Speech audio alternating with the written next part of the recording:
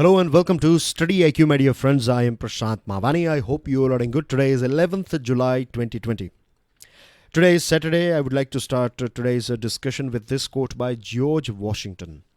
It is far better to be alone than to be in bad company. Being in a bad company or good company, right? The thing is, if you are in a good company, the changes will be very subtle. If you are in a bad company, then as well, changes will be very subtle. You won't be able to see those changes. But after few months or maybe few years, you will become one of them. If you hang around with those people who are motivated, who are self-motivated, who are very enthusiastic, they have some goals in their lives, they are good people, good thinking, positive thinking, then you will become one of them. If you are not one of them, then you will be out of that group already. Something will kick you out from that particular group. But chances are that if you hang around with good people, then you will become one of them. If you hang around with those people who are filled up with bad qualities, then as well, you will become one of them.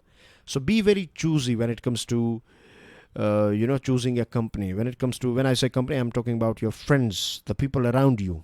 Be very specific with whom you want to spend your time with.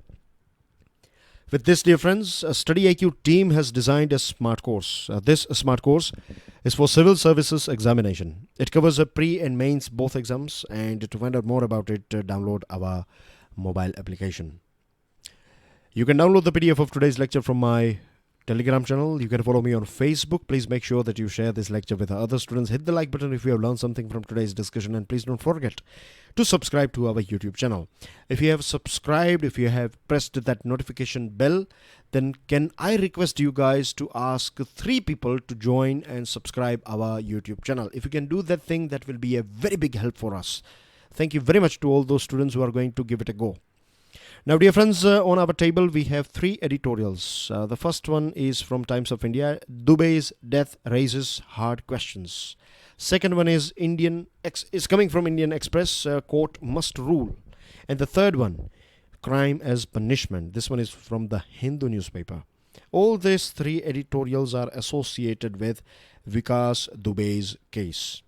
Then we have one article from the Hindu newspaper. This article is written by D. Subbarao. I'm sure you know who D. Subbarao is. He was, a few years ago, he was governor of our Apex Bank, that is Reserve Bank of India. He's ex or former RBI governor. Reform with caution. This one is about reforming criminal laws. A committee has been established by Home Ministry. So we are going to talk about it, and then we have some news items on board as well. Dear friends, I have one question for you. Can you tell me, or can you give some salient features of PM Kusum scheme? Right? Salient features of PM Kusum scheme. Stick your answer in the comment section. Okay. Dubey's death raises hard questions. Times of India editorial. Vikas Dubey's reign of impunity. Impunity means he was available, isn't it? He was there. He was living. He was not behind the bars. He was free. And back in 2001, do you know this thing that he killed one BJP minister in a police station in broad daylight? So you can imagine that this man was well connected. And in India, we know this thing for sure as well, that like Vikas Dubey kind of people, this goons, right? They have political support as well as they have police support as well. Now, the thing that means it is very unfortunate, and I'm so sad as well, to be honest, about the death of this 8 policemen. The reason is that this policeman, they went on a mission to capture Vikas Dubey, and they died. Right? I'm sure they would be the most honest people, most enthusiastic people available with that Kanpur police force, because Vikas Dubey is very famous in Uttar Pradesh, and people know him. Particularly policemen, they know his network. They know illegal things that Vikas Dubey and his his whole company, the things they do. So it's not a sort of unknown to police. So they were expecting a sort of retaliation, and unfortunately we lost our 8 police personnel. It's very, very sad. The most shocking thing is someone from police itself informed Vikas Dubey that a team is out there to hunt him down. That's what gave Vikas Dubey and his associates time to prepare and time to retaliate, and Vikas Dubey escaped. Now the question is, why now? Back in 2001, this guy has killed a BJP minister in broad daylight inside a police station. 2001 to 2020, it's been 19 years, and it's not the only case. See here, the Hindu article says this, Hindu editorial says that 62 cases are against Vikas Dubey. So he is a history cheater. Can you imagine? One more thing. It looks very fishy. Means I cannot digest this fact that why he was not handcuffed. When he was arrested some 600 kilometers away from a different state. He was arrested from Madhya Pradesh, Ujjain to be precise. And you are bringing this big criminal via roadways, via your car. That's very strange. You are not even handcuffing him. Why? Is he your, are you going for a marriage or something? Is it a sort of ceremony that you are treating him like this? He should be handcuffed. He was not handcuffed. And then the police said that, there was a sort of accident and he tried to run away and there was a sort of encounter and he got killed. It looks very fishy. It's like something that even if you tell someone from, a 10, 12-year-old boy or girl as well, they would know this thing that this is a fake story. But why now? That's a bigger question that comes in my mind. Why now? Why he's been killed now? I think that when it comes to police personnel, when someone attacks police personnel, then you will find this thing that all of the sudden you will see a big fire, a fury. The whole police force will become one, and then they will hunt down any person. You can hide anywhere in India, they will catch you if you hit back to policemen. But when this sort of crimes are going on regular basis, people like Vikas Dubey, they are abducting, killing, beating, raping, they are doing all these things, and they are doing it with impunity. At that point of time, why we don't see the same fury, why we don't see the same enthusiasm in our whole system? That's a very unfortunate, but yet a very unfortunate scenario. But we need to ask this question to ourselves. This discussion is not just about examination. It's also about our future. It's about our present. Because I believe most of you are going to join police services. Most of you are going to join administrative services. Most of you are, maybe in future, you may join politics. Who knows? So we have to decide right now that what sort of society we want to live in. And a few days ago as well, I was talking about this triangle in which on one side you have politics. The other side, in one corner, we have these goons like Vikas Dubey, and then you have police as well. This nexus, unfortunately, is so strong now, and they have this give and take relationship with each other. So we know it that Home Ministry controls, or the ruling party controls the police. Right? In various different, at central level, you have Union Home Minister. So basically, BJP's person will control the police, and when it comes to state, like in Punjab you have Congress, in Gujarat you have BJP, somewhere else you have someone else. So it's basically political parties, or you can say the Home Minister or that particular individual is considered very strong because he or she has a direct control over the police, because he or she is a Home Minister of that particular state. This is again a very bad system. This system has failed for a very long period of time. Of course, the police should be accountable to the government, but you don't have to report to politicians. We need to create a system where police can report to police board. And police board is, we can have a body on them, and we have courts, we have legislative assemblies, we can file the reports of police performance in that, and based on that decisions can be taken. Transfers and all these things, you know it very well, isn't it, how it works in our country. If you are very good with investigation, if you are very honest police personnel, and if some big case, let's say if someone from a very strong family, if he or she has been engaged in a sort of crime, then if you are investigating it, then within few hours you will see your transfer, because this is a tool that they can use. This is a very dark reality of our society. I'm sure many of you will agree with me. Those students who don't have this experience, they would say that I'm being very negative or very pessimistic, but I am talking reality now. I will leave on you guys. Whether you want to accept it, then do it. If you want to think about it, then you can do the same. You can think about it, or if you just want to live it, then you can do that as well. It's all up to you, right? I'm being very frank here, very I'm going to throw whatever I know so far. So this nexus is very dangerous. Goons, they help politicians to throw, means goons will be backed by politicians. If they are caught by police, then politicians will tell those police personnel to be light on them. Police will get good posts and good transfers, and good they will be transferred to those districts. They are considered good source of revenue for police personnel.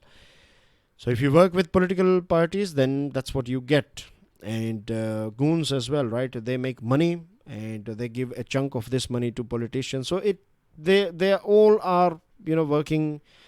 I'm not saying all of them. I'm not saying each and every politician is engaged in this thing. I'm not saying each and every policeman is doing this thing, right? Means don't have your own, I'm not throwing stereotypes here. I'm not saying each and every policeman, and as I told you early on as well, that we have so many honest police personnel, but unfortunately we have this moles as well in our system.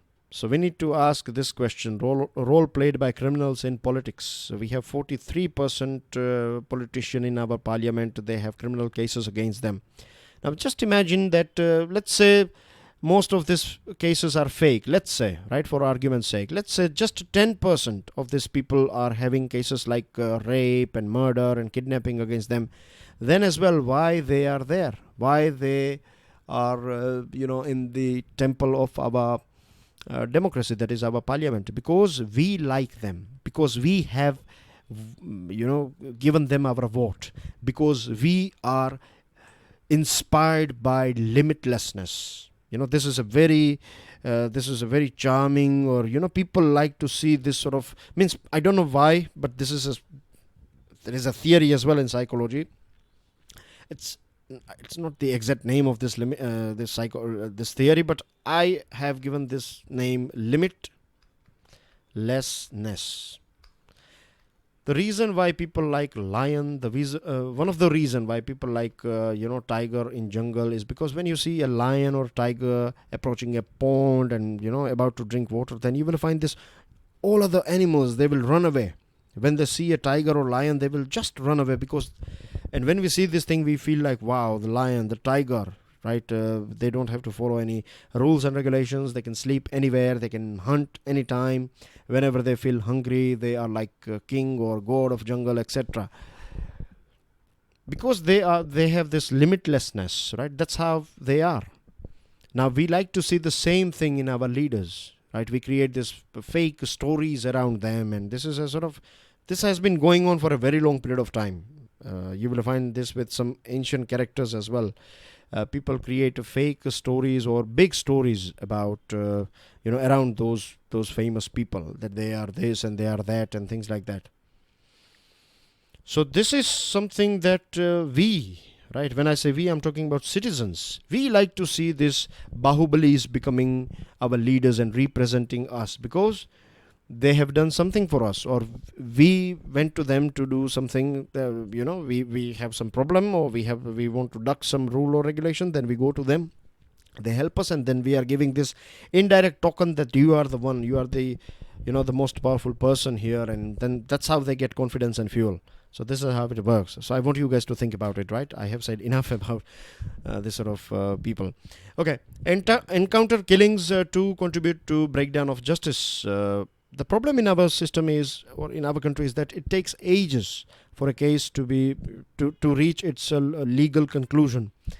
And the big question is, just imagine a scenario that if Vikas Dubey was interrogated, if let's say if you conduct narco test of Vikas Dubey, or if a very good team will interrogate him, if a thorough investigation is conducted, then I'm sure you will find big names as well, big fishes, big sharks, maybe some MLAs, maybe some ministers.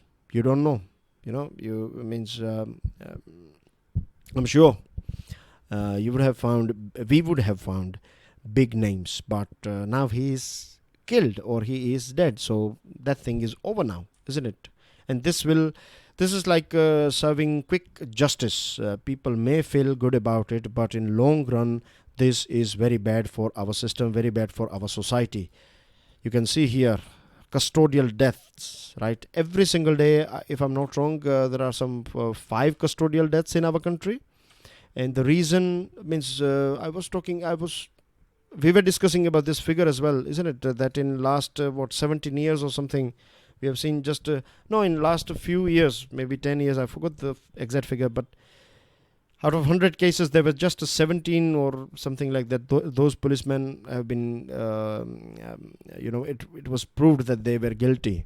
Most of them, they escape this whole justice system, because they are very expert in, they have this team, they have people who are expert in law, and they have this support as well. Dubey died later in hospital, but grave questions remain. The official narrative of the events of Friday morning, a car accident, an attempted escape, and a police firing in self-defense, invites distrust. There is also a thriving encounter culture in UP, and Andhra Pradesh is also infamous for this encounter culture. Back in 2009, a 5-judge bench of Andhra Pradesh High Court ordered that there should be a mandatory FIR registration against those police personnel who are engaged in FIR. Then once you engaged in that encounter, so FIR should be filed, and then investigation will take place. If they are clean, then they will come out clean. If they are wrong, then means this was made mandatory. But still we find that this thing is still going on. People's Union for Civil Liberties versus State of Maharashtra 2014 case of Supreme Court, in which the Supreme Court framed guidelines to be followed in encounter cases, but no one is following it.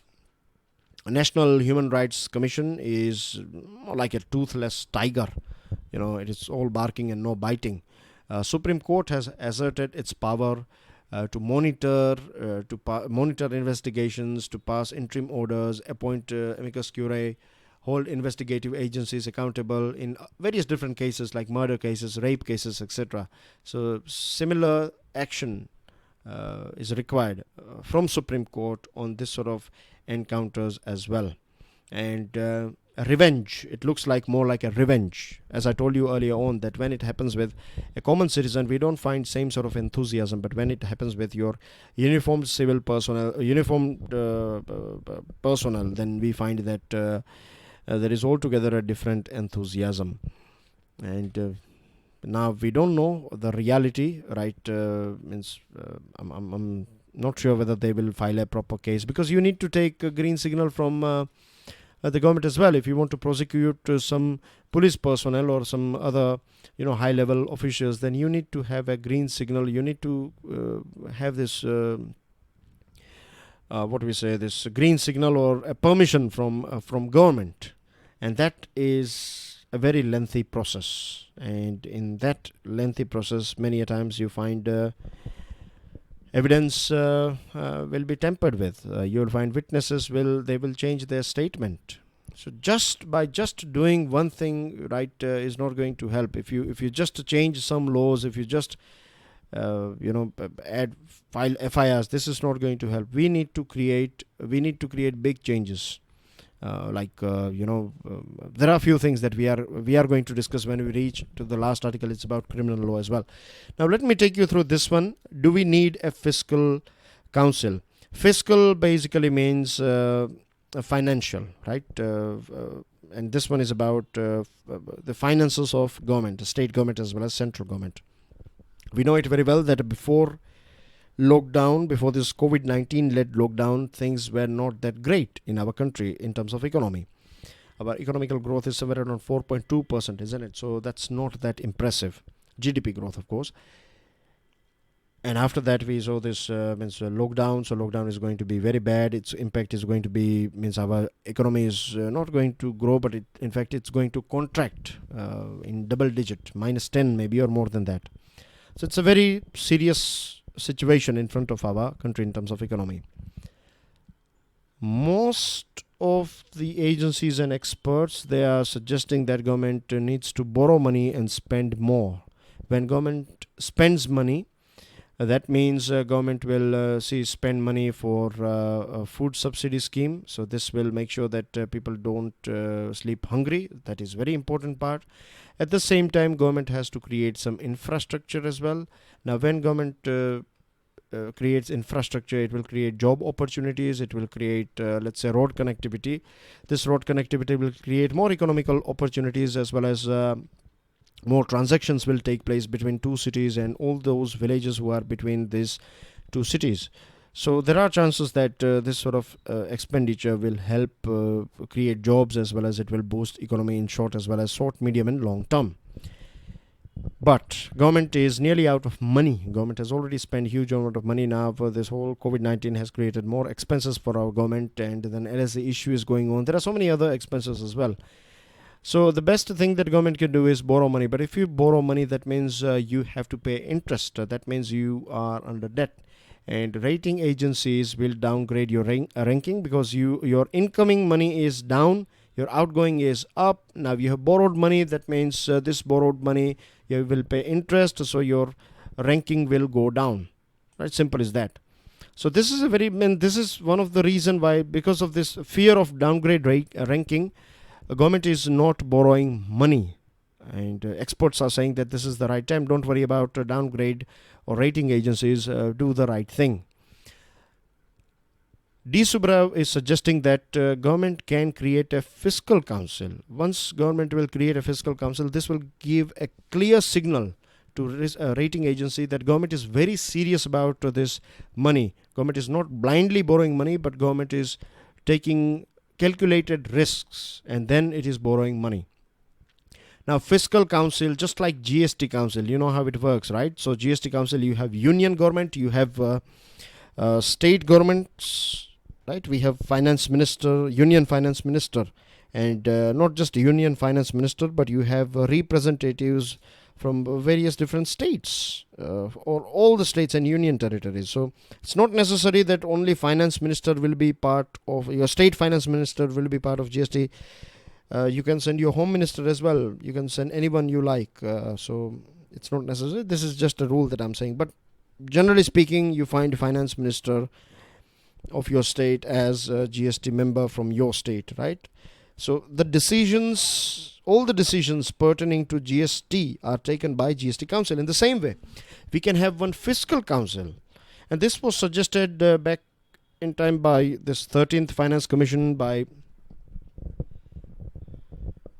14th Finance Commission, and this FRBM, that is Fiscal Responsibility and Budget Management Review Committee, headed by N.K. Singh as well, suggested that we need to have a fiscal council. There are 50 countries as per IMF. They have fiscal councils, and overall the nature is they are permanent agency. They independently assess financial plans as well as projections of the government, and then they create reports, and then they present the real scenario in front of the nation as well as the government or in the parliament, so that discussions can take place on that thing. We can have the same thing. What happens in our country that people can argue that we already have this FRBM, right? Then okay, we have FRBM, and as per this rule we have to create this fiscal policy strategy statement every year, and this has to be presented in parliament. But so far what we have found is that no thorough discussion takes place on this report, right? It is quickly placed and quickly it is under the table. It's gone from our parliament, or no such thorough discussion takes place on this fiscal policy statement, strategy statement.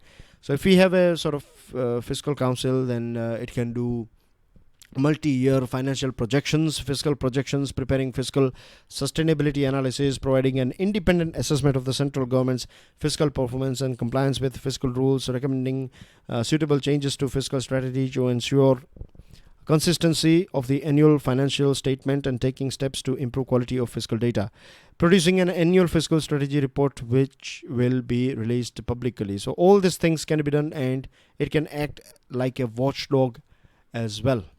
So it will basically keep government in a straight line.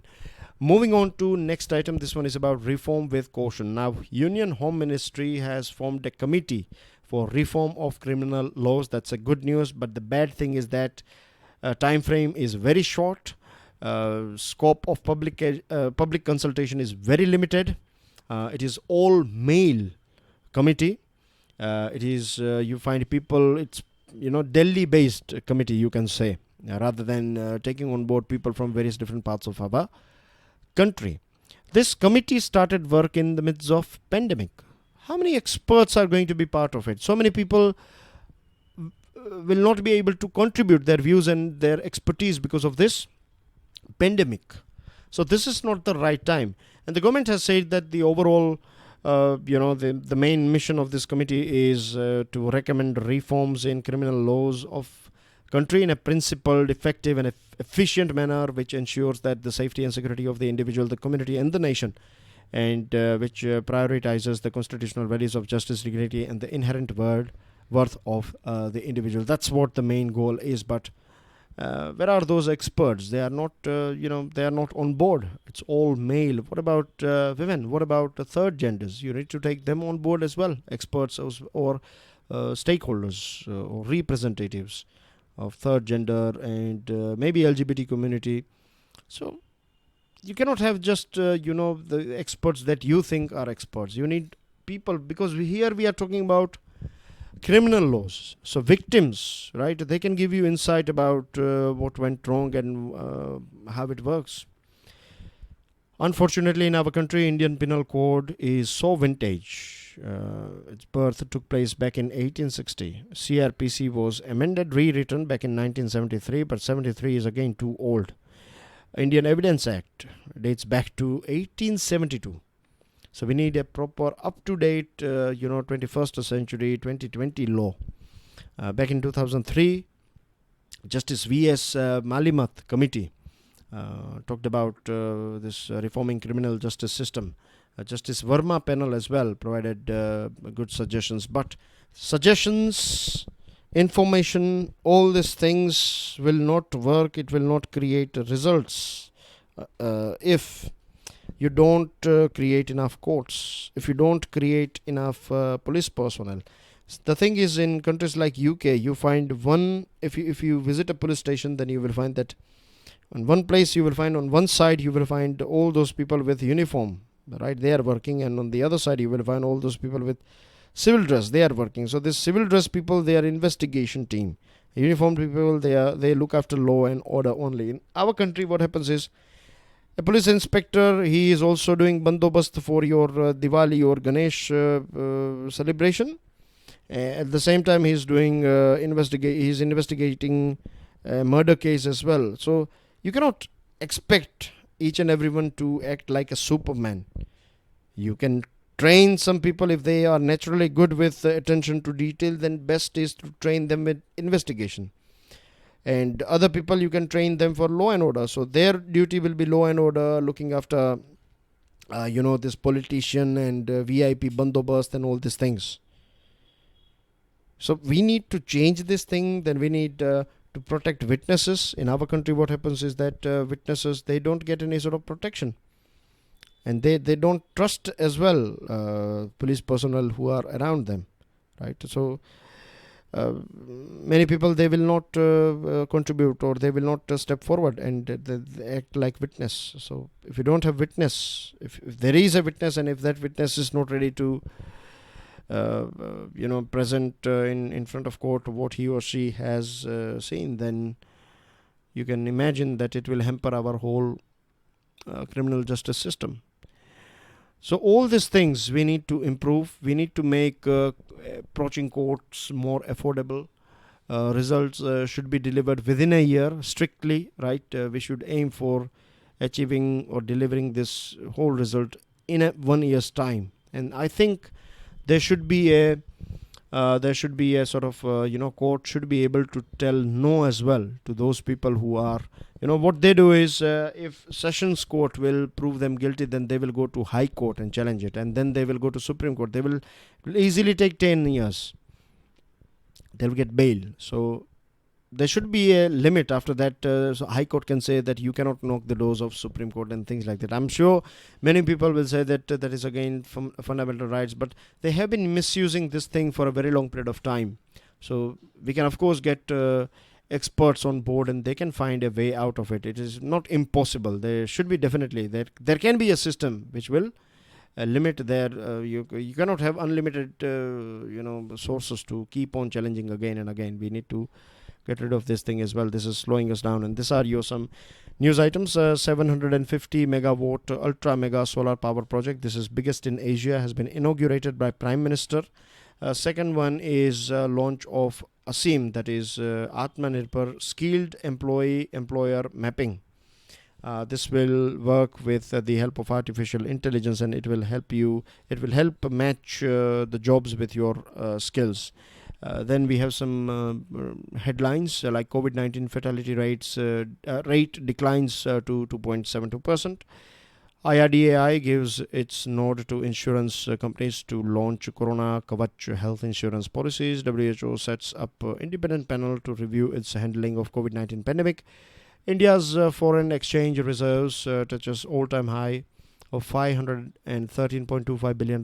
Prince Charles lauds India's sustainable way of life and life amid COVID-19 crisis, and Defense Minister Rajnath Singh and US Defense Secretary Mark Esper review bilateral defense cooperation between both nations. And that's everything in today's discussion, dear friends. Tomorrow is Sunday, so no Hindu analysis lecture tomorrow. I will see you directly on Monday. I'll see you, of course, with daily financial news analysis, but as far as Hindu lectures are concerned, I'll see you Monday. Till then, enjoy your studies. God bless you all. Jai Hind.